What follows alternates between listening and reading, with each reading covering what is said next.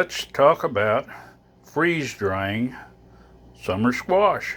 First thing you're going to need to do is get your squash, clean it up, and slice it and arrange it on the tray. I do want to mention when we cut our slices of squash, we do them roughly around a ½ inch thick, maybe just a little bit under. And whenever I first start the freeze dryer, I always pull the door gasket. I slide the mechanism out, the tray holder, and I dry out the extra water that's there because I don't want to end up having to deal with taking a little bit of extra moisture out. It probably doesn't make a big difference, but for me, I guess maybe I'm a little OCD. But anyway, we've got that dried out. We're going to close our door here, and we're going to start this. Now, when you start your cool down, and I don't normally go into this, but it's going to do its 15-minute cool down before you put your trays in. Don't close your valve, because if you close your valve, as it cools down the inside, it's going to start to pull a vacuum. And in order to open your door, you're going to have to take and release your valve. So just hit the start, and it's going to start cooling the chamber. And you'll see your chamber temperature where it's at right now, and you'll see a timer. And once this gets to 15 minutes, it's going to say go ahead and put it in. Now I'm starting it a little bit early. It might be a little bit longer, but it's not going to matter. It's just going to cool it down a little bit more. Okay, it says time to load it, so we're going to close the drain valve. We'll make sure our pump's got plenty of oil in it, and we're going to load this thing up.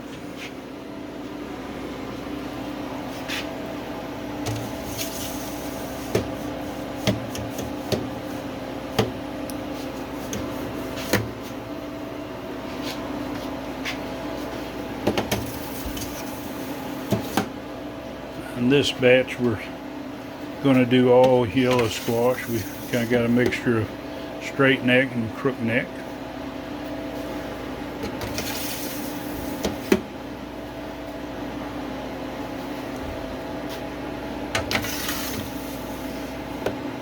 Okay, it's all loaded up. Just close the door and hit the button, and that's it. Now, we keep a record of what we've freeze dried, and so we know how many batches before we have to change the oil in our pump. But anyway, that's started. Now we just have time to wait. Got them all freeze dried, and we're fixing to load them up in these bottles. And that's just that's an easy process. We'll just take and fill them up, shake them as we fill them up, and hope that they lay in there pretty tight. These make a great snack. Now you could put these in Mylar, but we're planning to use these.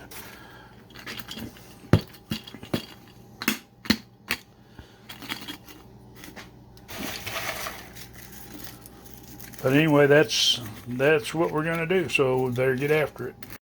And we got them all jarred up. We had just a few extra. We're going to, and we put a 300 cc oxygen absorber in there with these.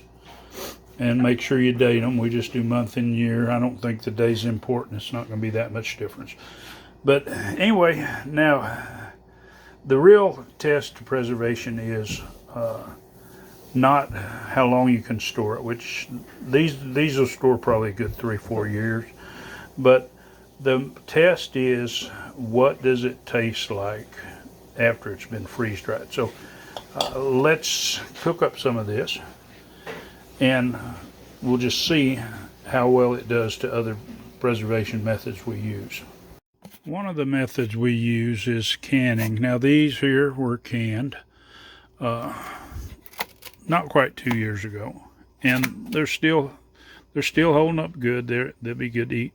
But one thing about when you can it, which it's squash didn't take long to cook, so it could be a little overcooked whenever you start reheating it, or say you're going to make a dish with squash in it.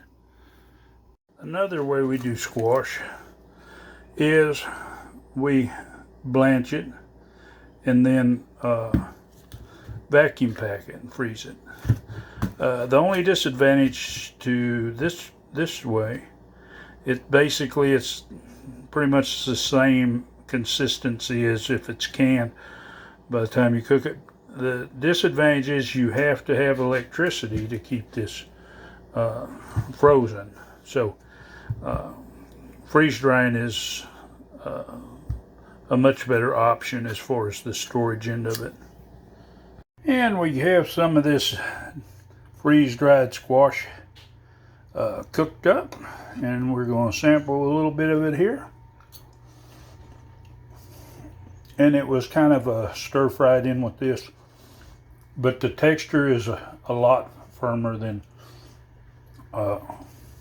either of the other preservation methods. So I'm going to say freeze-dried squash, that is definitely a plus way to preserve it. Anyway, if you want to follow me, see more of my videos on freeze drying and growing vegetables and such, you just hit the subscribe, hit the bell button so you'll be notified, and of course give it a thumbs up. Happy gardening.